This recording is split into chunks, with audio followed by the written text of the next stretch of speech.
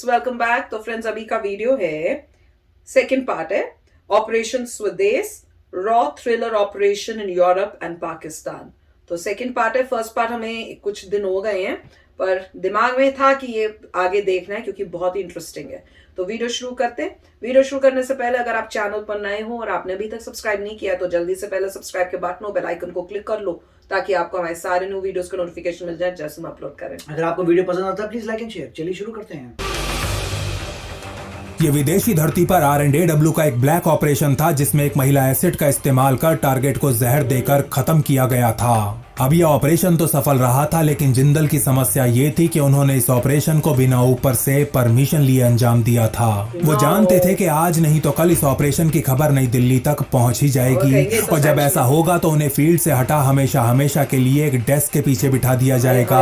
और यदि ऐसा हुआ तो इसका सबसे ज्यादा नुकसान उनको नहीं बल्कि उनके देश को होगा।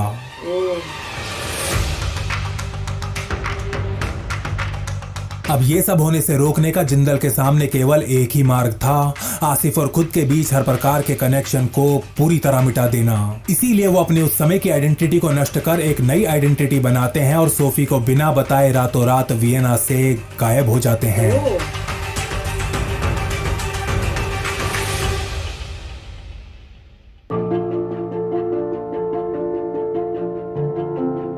आज वियना के इस कैफे में सोफी का इंतजार कर रहे जिंदल की आंखों के सामने ऑस्ट्रिया का वो पूरा ऑपरेशन फ्लैश कर रहा था। फिर आए आगे। जब वो यहाँ आएगी तो मैं उससे क्या कहूंगा और किस मुंह से कहूंगा।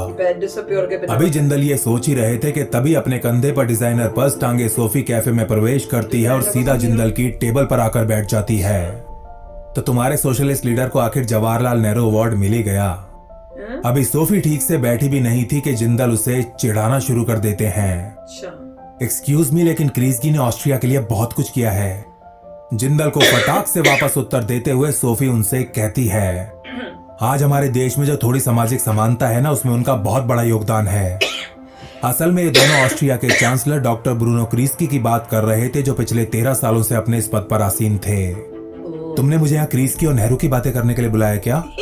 ये कहते हुए सोफी एक सिगरेट जलाती है और फिर गुस्से से लाल अपनी आंखों से जिंदल को घूरने लगती है। अरे मैं तो मजाक कर रहा था यार सोफी, गुस्सा क्यों कर रही हो?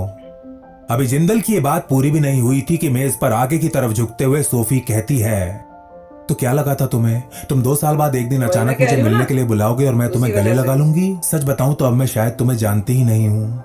मुझे नहीं पता संजीव कि तुम मेरे दोस्त हो या दुश्मन। ट्रस्ट नहीं रहा ना, क्योंकि बिना बताए चले गए तो भावुक हो रही सोफी के ये शब्द सुन जिंदल चुप बैठने में ही अपनी भलाई समझते हैं। ऑपरेशन पूरा होने के बाद एसिड्स को डंप करना उनके काम का हिस्सा था और वो ऐसा पहले कई बार कर चुके थे, लेकिन डंप किए गए एक सबकॉन्शियस एजेंट को दोबारा एक्टिवेट करना ये उन्होंने पहले कभी नहीं किया था। मुश्किल काम है। देखो संजीव, मैं खुद एक प्रोफेशनल हूँ और तुम्हारे प्रोफेशन की मजबूरियों को समझती हूँ। मैं तो बस इतना चाहती हूँ कि तुम मुझसे सिर्फ और सिर्फ सच बोलो। थोड़ी देर तक एक दूसरे के गिले शिकवे दूर करने के बाद आखिर जिंदल काम की बात पर आ ही जाते हैं। तुम्हें हरप्रीत आहूजा के बारे में कुछ पता है? आजकल वो कहाँ है और क्या कर रहा है? हाँ, वो इंडियन, वो तो हमारे एनजीओ में काम करता था लेकिन 1 साल पहले ही नौकरी छोड़कर चला गया। तुम्हें उससे क्या काम है? सोफी प्लीज कुछ भी करके मेरे लिए उस आदमी को ढूंढ निकालो, मुझे उसकी बहुत जरूरत है। नरमी से भरी आवाज में कहते हुए जिंदल $10,000 से भरा एक लिफाफा टेबल के ऊपर रख देते हैं। डोंट वरी संजीव, वो हरप्रीत मुझे बहुत पसंद करता था। ये कहते हुए सोफी जिंदल की तरफ आंख मारती है और टेबल पर पड़े उस लिफाफे को उठा वहां से चली जाती है। कुछ क्षण उसको जाते हुए देखने के बाद जब जिंदल की नजरें वापस टेबल पर आती हैं तो सोफी के कप के नीचे एक कागज का टुकड़ा रखा होता है जिसके ऊपर उसके घर का फोन नंबर लिखा हुआ था। शायद पहले से पता था, इतनी वो स्मार्ट थी। फर्स्ट मोल। सोफी के साथ हुई इस मुलाकात के 2 दिन बाद जिंदल पेरिस वापस आ जाते हैं और सबसे पहले ऑपरेशन स्वदेश की लंदन टीम को फोन करते हैं। नारायणन उन्हें बताते हैं कि उन्होंने अब्दुल खान के घर पे काम करने वाले माली तारिक सिद्दीकी को अपने मालिक से गद्दारी करने के लिए तैयार कर लिया है और वो भी एक बहुत ही मामूली रकम के बदले। वो पाकिस्तानी था, नारायणन और बता। क्लार्क की ये चाल खान संधू नेक्सस के ऊपर एक कड़ा प्रहार साबित होने वाली थी। डिफेक्ट होने के केवल कुछ ही दिनों के भीतर तारिक कुंटलों के हिसाब से इंटेलिजेंस उपलब्ध करा चुका था। इंटेलिजेंस जिसमें खान के घर आने वाले लोगों के नाम और गाड़ियों के नंबर शामिल थे। संधू कौन है? तारिक की सूची में ज्यादातर नाम आईएसआई, पाकिस्तान आर्मी, पाकिस्तान के सिविल अधिकारी और खालिस्तानियों के थे। तारिक के अनुसार बीएन संधू नियमित रूप से खान के घर आया करता था और हर बार उसके साथ 2 बॉडीगार्ड्स के अलावा हरबख्श सिंह नाम का एक भारतीय भी होता था। देख लो, ये खालिस्तान। इसके अलावा तारिक नारायणन और क्लार्क को यह भी बताता है कि संधू और हरबख्श अगले महीने यानी कि फरवरी में एक बार फिर इस्लामाबाद जाने वाले हैं।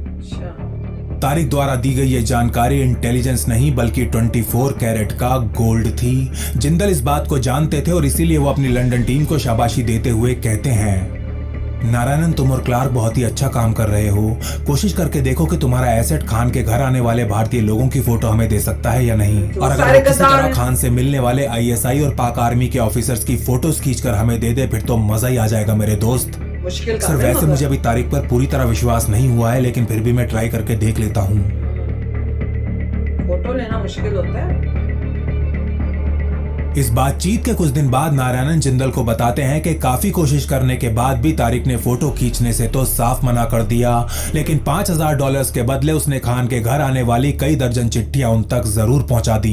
इनमें से ज्यादातर लिफाफे तो अलग अलग कार्यक्रमों और समारोह के आमंत्रण थे, लेकिन एक लिफाफे के अंदर अब्दुल खान की बैंक स्टेटमेंट थी। इस बैंक स्टेटमेंट का निरीक्षण करने पर पता चलता है कि पिछले काफी समय से अब्दुल खान संधू और हरबख्श के अकाउंट्स में हर महीने पैसे जमा करवा रहा है, फंड कर रहा है लोगों को। तारिक को ग्रूम करने के साथ साथ नारायणन और क्लार्क अपने प्लान बी पर काम करना भी शुरू कर देते हैं। प्लान जिसके तहत अब संधू के नेटवर्क के अंदर सेंध लगाई जानी थी। काफी सोच विचार करने के बाद नारायणन इस प्लान के लिए संधू के करीबी हरबख्श सिंह के चचेरे भाई अमरजीत को मार्क कर लेते हैं।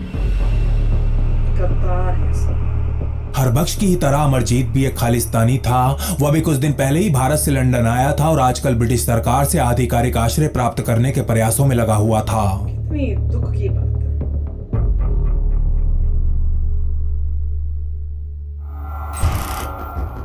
सेकंड मार्च 1985 में एक दोपहर अपने हाथों में असाइलम की एप्लीकेशन ली अमरजीत सिंह लंदन के इमिग्रेशन ऑफिस में प्रवेश करता है, लेकिन अपने काउंटर पर जाने से पहले ही क्लार्क ली से टकरा जाता है। अमरजीत से टकरा क्लार्क ऐसा दर्शाते हैं जैसे उनकी मुलाकात मात्र एक संयोग हो, लेकिन ऐसा बिल्कुल नहीं था। पिछले कई दिनों से क्लार्क ने अमरजीत के ऊपर नजरें गड़ाई हुई थी और वो जानते थे कि आज की दोपहर वो यहाँ आने वाला है। क्या बात है सर, आप काफी परेशान दिख रहे हैं, क्या मैं आपके लिए कुछ कर सकता हूँ? इमिग्रेशन ऑफिस में ही काम करने वाले क्लार्क ली से सुन अमरजीत कहता है, सर जी मैं कब से असाइलम के लिए यहाँ चक्कर काट रहा हूँ, लेकिन मेरी कोई सुनवाई नहीं हो रही है। कोई बात नहीं, मैं देखता हूँ क्या हो सकता है, आइए मेरे साथ आइए। ये कहते हुए क्लार्क अमरजीत के कंधे पर अपना हाथ रखते हैं और उसे दूसरी मंजिल पर अपने ऑफिस में ले जाते हैं जहां नारायणन पहले से बैठे हुए थे।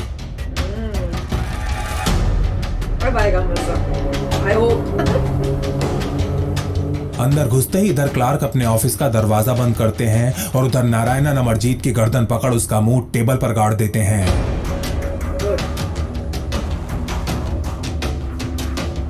मादर तू वहां पंजाब में 4 पुलिस वालों को मार के भागा हुआ है और यहाँ एप्लीकेशन में लिखता है कि भारत सरकार तेरे ऊपर अत्याचार कर रही है, तेरी जान को वहां पे खतरा है। रुक जा साले, मैं बताता हूँ कि जान को खतरा होता क्या है। यहाँ क्लार्क और नारायणन अमरजीत के साथ गुड कॉप बैड कॉप खेल रहे थे। जब अमरजीत बहुत बुरी तरह डर चुका होता है तब क्लार्क नारायणन को ऑफिस से बाहर जाने को कहते हैं। देखो अमरजीत, ये इंडियंस बहुत ज्यादा गुस्से में हैं और तुम्हें अभी के अभी गायब कर देना चाहते हैं, लेकिन अगर तुम हरबख्श के खिलाफ हमारी मदद करो तो मैं तुम्हारी जान बचा सकता हूँ और यहाँ असाइलम दिलवाने में भी तुम्हारी हेल्प कर सकता हूँ। सर मेरी फैमिली अभी भी वहाँ पंजाब में ही है, मेरे 2 बच्चे हैं और मैं उन्हें यहाँ लाके बस अच्छी एजुकेशन देना चाहता हूँ और कुछ नहीं। ठीक है अमरजीत, अगर बात तुम्हारे बच्चों की है तो मैं तुम्हारी हर संभव सहायता करूंगा, लेकिन मुझे हरबख्श के बारे में सब कुछ बताओ। सर अब वो हर बख्श नहीं रहा जिसके साथ मैं बड़ा हुआ था। पाकिस्तान से आने के बाद वो पूरी तरह बदल चुका है। जब से वो वापस लौटा है उसके घर पे हर समय पाकिस्तानियों का ही तांता लगा रहता है। वो सारे उसके साथ ड्राइंग रूम में जाकर बैठ जाते हैं। वो अंदर क्या बातें करते हैं ये तो मुझे नहीं पता, लेकिन मुझे उन लोगों से बहुत ही गंदी फीलिंग आती है। क्लार्क ली से बात करते हुए अमरजीत फूट फूट कर रोना शुरू कर देता है। साहब मेरी किस्मत फूटी थी जो मैं हरबख्श की बातों में आके खालिस्तान के चक्कर में पड़ गया। मैं आपके सामने हाथ जोड़ता हूँ साहब, मुझे उसके चंगुल से बचा लो। अमरजीत से सहानुभूति जताते हुए क्लार्क उससे कहते हैं, तुमने कभी उसे रोकने की कोशिश क्यों नहीं की? अगर वो पाकिस्तानियों से मिल रहा है तो जरूर भारत के खिलाफ ही कुछ प्लान कर रहा होगा ना। साहब जरा मेरी हालत तो देखिए, मैं तो एक एक दाने के लिए हरबख्श का मोहताज हूँ। मैं उसके सामने आवाज कैसे उठा सकता हूँ साहब? चिंता मत करो, अब तुम्हें पैसों की कोई दिक्कत नहीं होगी। बस तुम अपने भाई और पाकिस्तानियों के बीच होने वाली बातचीत को सुनने की कोशिश करना, और अगर कुछ सुनाई दे तो मुझे तुरंत बताना। ये कहने के बाद क्लार्क अमरजीत को कुछ पैसे देते हैं और उसे ये मीटिंग गुप्त रखने का सख्त निर्देश देते हुए वहां से भेज देते हैं। तुम्हें भी तो धोखा दे उधर सकते पेरिस में पैसे एजेंट भी जिंदल देंगे, लंदन ये तो टीम के रिस्क काम से बहुत ज्यादा खुश थे, लेकिन सोफी से मिले उन्हें 3 महीने हो चले थे। उसकी तरफ से अभी तक कोई कांटेक्ट नहीं हुआ था और यही बात उन्हें अब थोड़ा सा परेशान कर रही मांगा था थी। ना कि वो कहाँ है। ये वो समय था जब वियना अमेरिका और सोवियत यूनियन के बीच चल रही कोल्ड वॉर का थिएटर बना हुआ था। सीआईए और केजीबी एजेंट्स के बीच यहाँ दिन रात कबड्डी खेली जा रही थी, और ऐसे माहौल में सोफी जैसा एक एसेट बहुत ही आराम से गायब हो सकता था।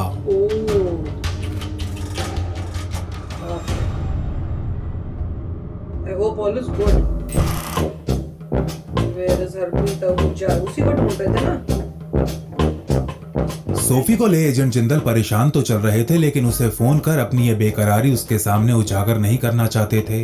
अभी वो इस बारे में सोच ही रहे थे कि अप्रैल के पहले हफ्ते में एक दिन सोफी उनसे कांटेक्ट कर ही लेती है। इससे पहले कि तुम चिल्लाना शुरू करो, मैं तुम्हें बताना चाहती हूँ कि I have got something for you. क्या तुम वीकेंड पर यहाँ आ सकते हो? आ ही जाना, मैं तुम्हारा इंतजार करूंगी। रिस्की होता है, क्या पता जिनको तुम सोचो कि हेल्प करे वही गद्दारी भी कर रहे हैं। 6 अप्रैल के दिन एजेंट जिंदल और सोफी एक बार फिर वियना के कैफे आइडा में बैठे होते हैं, और थोड़ी देर इधर उधर की बातें करने के बाद सोफी हरप्रीत आहूजा तक पहुंचने की कहानी सुनाना शुरू करती है।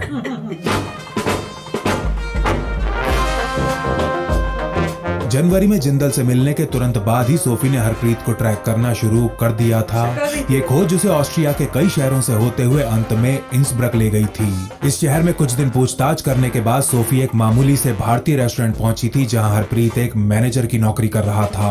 हरप्रीत को इतनी दयनीय दशा में देख सोफी अवाक रह गई थी। उसे समझ नहीं आ रहा था कि सामाजिक मुद्दों को लेकर इतना ज्यादा सक्रिय रहने वाला एक पढ़ा लिखा युवक ऐसी गुमनामी की जिंदगी आखिर कैसे जी रहा है। हरप्रीत सिंह आहूजा भारतीय मूल का एक सिख युवक जिसने ऑस्ट्रिया आने से पहले कैलिफोर्निया में एक भारतीय व्यापारी के साथ 1 साल तक काम किया था। अवतार सेठी नाम का यह व्यापारी संधू के नेटवर्क को फाइनेंस करने का काम कर रहा था और पिछले काफी समय से जिंदल के रेडार पर था। सेठी के साथ 1 साल काम करने के बाद एक दिन अचानक आहूजा कैलिफोर्निया से गायब हो गया था, और तब से ही जिंदल उसे ट्रैक करने के प्रयास में लगे हुए थे। घबरा के छोड़ के भाग गया होगा कि ये तो गलत काम है, मैं ना फंस जाऊं, ऐसा हो सकता है। आज वियना के इस कैफे में बैठी सोफी जिंदल को बता रही थी कि कैसे उसने आहूजा को इंसब्रक के एक मामूली से रेस्टोरेंट में ढूंढ निकाला था। संजीव, उसकी आर्थिक हालत बहुत ज्यादा खराब है। मैंने उससे कहा है कि इंपोर्ट एक्सपोर्ट का काम करने वाला एक भारतीय व्यापारी उसकी मदद कर सकता है, और वो इस व्यापारी से मिलने के लिए तैयार भी हो गया है। You are just amazing Sophie.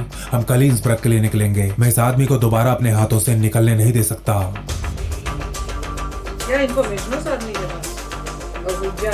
अगले दिन की दोपहर होते होते सोफी और जिंदल ट्रेन से इंसब्रक पहुंच जाते हैं और यहाँ के कैफे मुंदिंग में आहूजा का इंतजार करने लगते हैं। थोड़ी देर बाद कैफे में आहूजा की एंट्री होती है और वो जिंदल और सोफी के पास आकर बैठ जाता है। वैसे तो जिंदल के पास उसके लिए कई सवाल थे, लेकिन सबसे पहले वो ये जानना चाहते थे कि उसने अमेरिका में अपनी इतनी आलीशान जिंदगी को आखिर क्यों छोड़ दिया था। सर, वो अमेरिका में अपनी जिंदगी से मुझे कोई प्रॉब्लम नहीं थी। जिंदल को एक व्यापारी समझ रहा आहूजा कॉफी के कुछ घूंट भरने के बाद अपनी आप बीती सुनाना शुरू करता है। मैं तो वहाँ अच्छा खासा पैसा कमा रहा था और बहुत ज्यादा खुश भी था, लेकिन जिन लोगों में सेठी का उठना बैठना था वो मुझे कतई पसंद नहीं थे। उनमें से ज्यादातर आईएसआई, पाकिस्तान आर्मी और खालिस्तानी आतंकी हुआ करते थे। अपना कॉफी का कप नीचे टेबल पर रखते हुए आहूजा बहुत ज्यादा भावुक आवाज में आगे कहता है, सर वो अवतार सेठी पैसों के लिए अपनी आत्मा बेच चुका है। वो आदमी एक गद्दार है और संधू के साथ मिलकर भारत के अंदर आतंक का व्यापार कर रहा है। सर मैं भारत में कांग्रेस सरकार का कट्टर विरोधी हूँ, लेकिन एक देशद्रोही हरगिज नहीं हूँ। मैं सेठी जैसे घिनौने आदमी के साथ और काम नहीं कर सकता था और इसीलिए उसे बिना बताए एक दिन अचानक वहां से गायब हो गया था। एजेंट जिंदल को विश्वास हो जाता है कि हरप्रीत आहूजा सच बोल रहा है और संधू और सेठी के ऊपर उनकी इंटेलिजेंस बिल्कुल सटीक है। हरप्रीत में इंपोर्ट एक्सपोर्ट का कोई काम नहीं करता, बल्कि R&AW के लिए काम करता हूँ।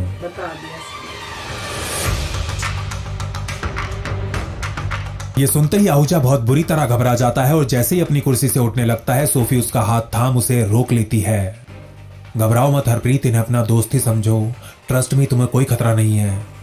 सोफी के बार बार आश्वासन देने पर हरप्रीत आहूजा एक बार फिर कुर्सी पर बैठ जाता है। देखो हरप्रीत, हमारा काम हर कीमत पर अपनी मातृभूमि की रक्षा करना है और अगर तुम चाहो तो इस काम में हमारी मदद कर सकते हो, लेकिन अगर तुम ना भी कर दोगे तो कोई दिक्कत नहीं है। हम चुपचाप अपने रास्ते चले जाएंगे और तुम दोबारा कभी हमारी शक्ल नहीं देखोगे। कुछ घंटों के सोच विचार और एस्प्रेसो के कई शॉट्स लेने के बाद हरप्रीत आहूजा R&AW के लिए काम करने को तैयार हो जाता है। देख लो, बुराई का साथ नहीं दिया। अब हरप्रीत आहूजा को कैलिफोर्निया वापस जा अवतार सेठी के साथ एक बार फिर संपर्क कर उसका विश्वास जीतना था और सोफी को उसका हैंडलर बनने के साथ साथ उसकी फियांसे का रोल भी निभाना था। ये मुश्किल काम है, जहाँ एकदम से तुम गायब होगा फिर तुम वापस जाओ, बहुत डेंजरस काम है, पता नहीं क्या होगा।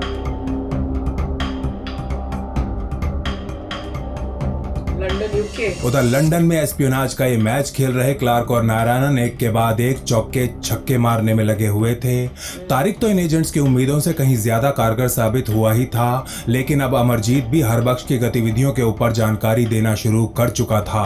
उसने अपने भाई के ISI हैंडलर का नाम क्लार्क को दे दिया था। ISI का वरिष्ठ ऑफिसर पाकिस्तान एम्बेसी में एक डिप्लोमेटिक कवर में पोस्टेड था और काफी समय से हरबख्श को भारत के अंदर आतंकी हमलों की लोकेशंस और प्लान्स देने का काम कर रहा था। और ये अभी भी चल रहा होगा इस टाइप की। और जून का आगमन होते होते ऑपरेशन स्वदेश की टीम हरबख्श के ऊपर अच्छी खासी इंटेलिजेंस इकट्ठा कर चुकी थी और अब एक्शन लेने का समय आ चुका था। हमें अपना रॉ और स्ट्रॉन्ग बना के और ज्यादा लोगों को रिक्रूट करना चाहिए। कई हफ्तों तक सोच विचार करने के बाद जिंदल और भारद्वाज हरबख्श और उसके ISI हैंडलर को एक्सपोज करने का निर्णय लेते हैं। इसके बाद जून 1985 में एक दिन हरबख्श और ISI ऑफिसर के खिलाफ बनाई गई इंटेलिजेंस रिपोर्ट को बैकडोर चैनल्स के रास्ते उस समय के British home secretary Leon Brittan तक पहुंचा दिया जाता है। इसके अलावा इस रिपोर्ट की एक कॉपी नई दिल्ली में पोस्टेड अमेरिकन, कनेडियन और ब्रिटिश डिप्लोमेट्स को भी भेज दी जाती हैं। वेल्डन जिंदल, हमारी रिपोर्ट को देख अंग्रेज बहुत ज्यादा शर्मिंदा हैं। हरबख्श जल्दी बेघर हो जाएगा और अब उसे इस दुनिया में पाकिस्तान के अलावा कोई आश्रय नहीं देने वाला।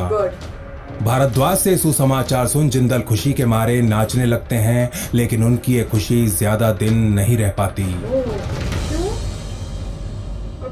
इससे पहले कि ब्रिटिश सरकार हरबख्श के खिलाफ कार्यवाही कर पाती, वो और उसका ISI हैंडलर लंदन से ऐसे गायब हो जाते हैं जैसे गधे के सर से सींग। साफ था कि ISI ने हरबख्श को लंदन से इवैक्यूएट कर दिया था। वो नहीं चाहते थे कि ब्रिटिश अथॉरिटीज हरबख्श से ISI और आतंकियों के रिश्तों के ऊपर सवाल पूछें। उनके पास भी तो होंगे ऐसे लोग जो बता रहे होंगे। इसके कुछ दिन बाद पाकिस्तान में एक्टिव भारद्वाज का एक एसेट उन्हें संदेश भेजता है कि हरबख्श अपने परिवार समेत इस्लामाबाद में सेटल हो चुका है।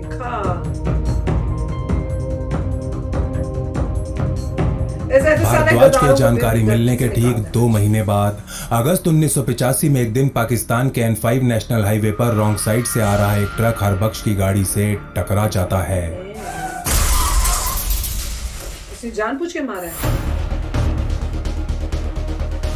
और भारत के खिलाफ ISI के लिए काम करने वाला ये देशद्रोही हॉस्पिटल पहुंचने से काफी पहले ही दम तोड़ देता है। ऐसे लोगों के साथ यही होना चाहिए। खान संधू नेक्सस की एक विकेट तो डाउन हो चुकी थी और अब अब्दुल खान, BN संधू और अवतार सेठी को भी क्लीन बोल्ड करने का समय आ चुका था।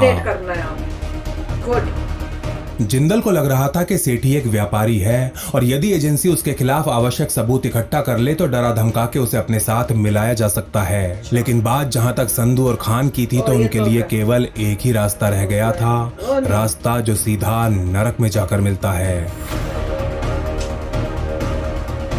अपने इस प्लान के साथ एजेंट जिंदल हरप्रीत आहूजा को फोन करते हैं जो अब तक अवतार सेठी से संपर्क स्थापित कर चुका था और उससे मिलने के लिए कुछ दिन बाद सोफी के साथ कैलिफोर्निया निकलने वाला था। तो friends, what an interesting one, बहुत ही मजा आ रहा है। अच्छा, अब मैं ये देख रही थी कि देखो कि अंदर कंट्री में कितने गद्दार बैठे हैं जो कंट्री के अगेंस्ट कितनी प्रॉब्लम्स कर रहे हैं, किसके साथ मिलके, पाकिस्तान के साथ मिलके। और पाकिस्तान देखो कितना फंड कर रहा था कि किसी तरह से भी प्रॉब्लम्स क्रिएट होती रहे, और सारा मतलब प्लान भी वो भेज रहे हैं कि यहां पे ये करना है, अब ये करना है, पूरा कंट्रोल करके वो जैसे कहते हैं ना पपिट्स बनाया हुआ है और उनको पपिट्स की तरह यूज किया जा रहा है इंडिया में लोगों को। और ये जो खालिस्तान करके ब्रेन वॉश किया हुआ है वो उनके साथ मिले हुए हैं, अपनी ही कंट्री को खोखला करने की कोशिश कर रहे हैं। तो पर जो रॉ एजेंट्स हैं, मैं कह रही हूँ बहुत ही फैंटास्टिक काम कर रहे हैं।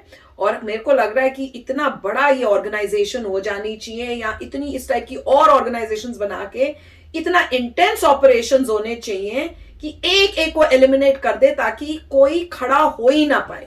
मुझे लग रहा है अब आज की सिचुएशन में भी जो इतनी प्रॉब्लम्स आ रही हैं खालिस्तान के नाम पे, वो ये सब जो है पाकिस्तान के थ्रू ही हो रहा होगा। पर दिस इज जस्ट फैंटास्टिक और इतनी इंटरेस्टिंग हो रहा है ना कि अब एक एक करके एक को एलिमिनेट तो कर दिया भैया। वो जो एक्सीडेंट था अभी रॉन्ग साइड से आ रहा है वो तो प्लान्ड लग रहा था, वो एक को तो खत्म कर ही दिया, वैसी बाकियों को भी खत्म कर देना चाहिए और करेंगे। राइट, तो काफी अच्छा मतलब स्टोरी का पोर्ट्रेल कर रहे हैं, काफी अच्छा एक्सप्रेस कर रहे हैं कि क्या हुआ होगा। और देखिए रॉ अपना कार्य करेगा, आईएसआई अपना कार्य करेगा। आईएसआई ने जो भी करना है वो इंडिया को हार्म करना है तो वो उसकी प्लानिंग कर रहे हैं, यहाँ रॉ को काउंटर करना है, पकड़ना है, तो हर एजेंट जो है अपना कार्य कर रहा है। इसमें यह है कि हमें देखना है कि रॉ को कैसे ज्यादा पावरफुल करें, रॉ को ज्यादा फंड्स कहाँ से आए, पूरा सपोर्ट मिले। क्योंकि देखो कई ऑपरेशंस बिना बताए करने पड़े और डर लगा हुआ था कि कहीं मेरी जॉब निकल गई, मुझे डेस्क जॉब मिल जाएगी, ऐसा डर नहीं होना चाहिए, फुल सपोर्ट होना चाहिए। पॉइंट सिर्फ यही है कि अगर आप ज्यादा फंड करते हैं अपनी एजेंसीज को, आपकी एजेंसी ज्यादा अच्छा कार्य कर सकती है, ज्यादा एजेंट फाइंड करेंगे, ज्यादा रिसोर्सेज लगेंगे, ज्यादा टेक्नोलॉजी से पता लगेगा। तो इसमें यही था। अभी ये बहुत करेजियस काम हो रहा है, काफ़ी डेंजरस काम भी है ऐसा हो रहा है। और इसमें यही देखना है आपको कि अगर आप रॉ ज़्यादा पावरफुल है, और ultimately moral of the story ये होगा कि रॉ ने कैसे ये सब हैंडल किया है, वो बहुत अप्रिशिएट करने वाली बात है कि हमारी जो इंटेलिजेंस एजेंसीज हैं 24 घंटे इंडिया की प्रोटेक्शन में लगी हुई हैं। आसान काम नहीं होता। एक एक जो सोफिया है, जो जिंदल है, सभी की जान को 24 आवर खतरा है। और रॉ एजेंट होने का मतलब बहुत ही अमेजिंग है कि इतने खतरनाक पूरे इन्वायरमेंट में आपने कुछ अचीव करना है, कभी इधर जाना है, किसी वक्त भी कुछ भी हो सकता है। और जैसे कह रहे हैं मोल नंबर 1, मोल नंबर 2, ऐसे कितने सारे मोल होंगे, किसका मोल कहाँ, किस किस पे विश्वास करेंगे, किसी पे नहीं। तो बहुत ही जबरदस्त थ्रिलर लग रहा है, वेरी नाइस। यस फ्रेंड्स, अब जो लास्ट पार्ट है वो जल्दी करेंगे, ठीक है? तो चलो चलते हैं, मिलेंगे नेक्स्ट वीडियो में बहुत ही जल्द। Till then take care and bye bye. तो अगर आप मेरे इस चैनल पे नए हो तो जल्दी से सब्सक्राइब के बटन को हिट करो और बेल आइकन को क्लिक करो ताकि आपको मेरा जब नया वीडियो मैं लगाऊं आपको उसके बारे में जल्दी से पता चल जाए।